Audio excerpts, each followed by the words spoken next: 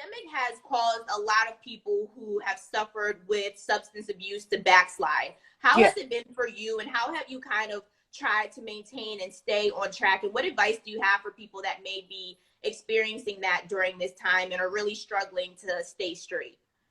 Yeah. I can say you can do it. You can push through. I'm 2 years clean off opioids. I ain't popped a perk. And I'm so proud of myself because one thing about this pandemic is when you're by yourself and you're alone and you have to deal with your own thoughts and you can't go nowhere, that's when the PTSD from the PERCs will set in.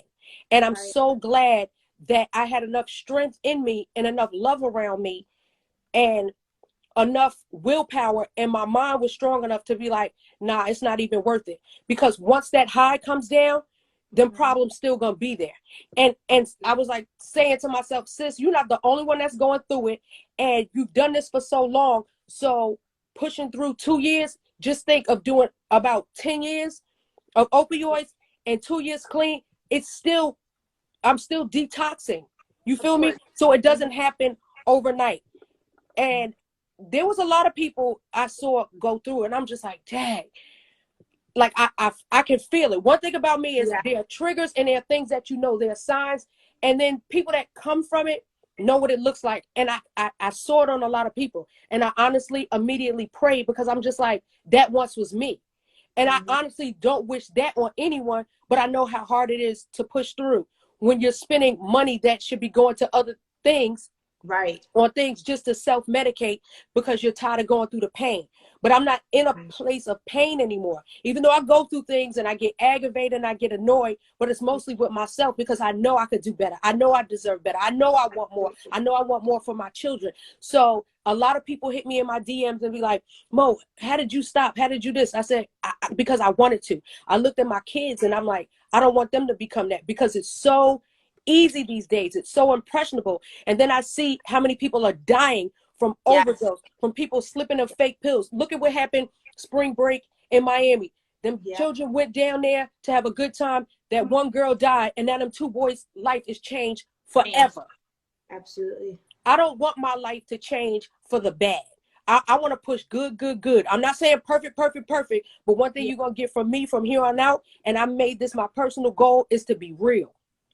Absolutely. And that's what people are saying in the comments. They're like, one thing you can expect Lil Mo to be is real. I was saying that before you hopped on too. Like, listen, she's going to keep it real with All us. the way, all the way. Somebody says Scorpio energy. You know the vibe.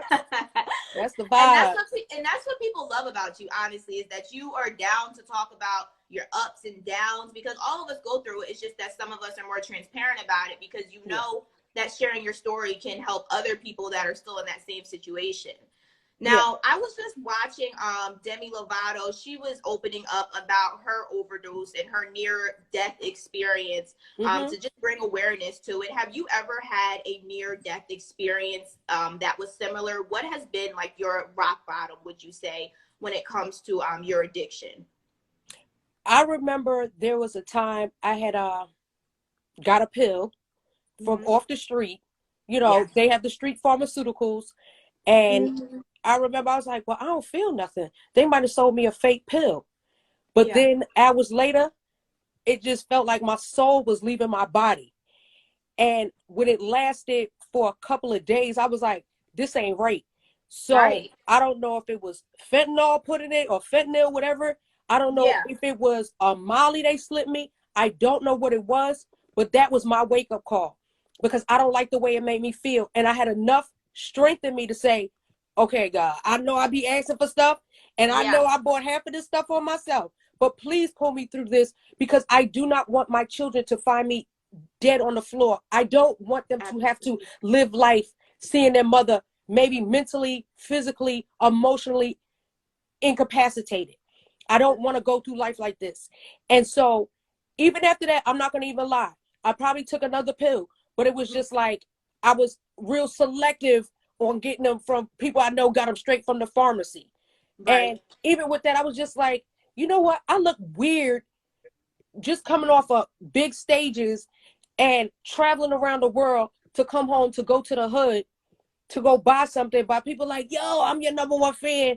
And it gets embarrassing at the to the point where people start saying, yeah, Mo just copped up from me. And it honestly, it started to make me feel like I was on crack. And I was like, oh no. But then when you think about it, opioids are the first step to like almost doing heroin.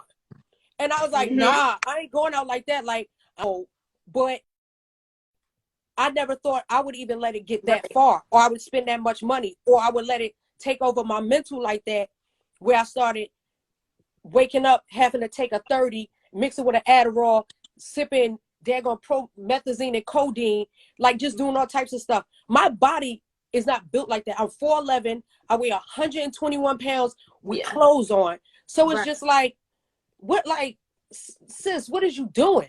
Right. And you have to have that wake up call. And then when you have genuine people around you that are not trying to keep on filling you up with drugs to keep you inebriated or so intoxicated or so high that they can basically steal from you or get over on you, when you have somebody that got love for you enough to say, go look at yourself and tell me if you think that's lit. And then I'm going to show you how to get to the other side, because you don't need to keep looking like this, because we'll lose you like how we lost a lot of other people. And I loved myself enough to want to just get over it, because I did not like the way I was acting out in public. Like it was getting real bad.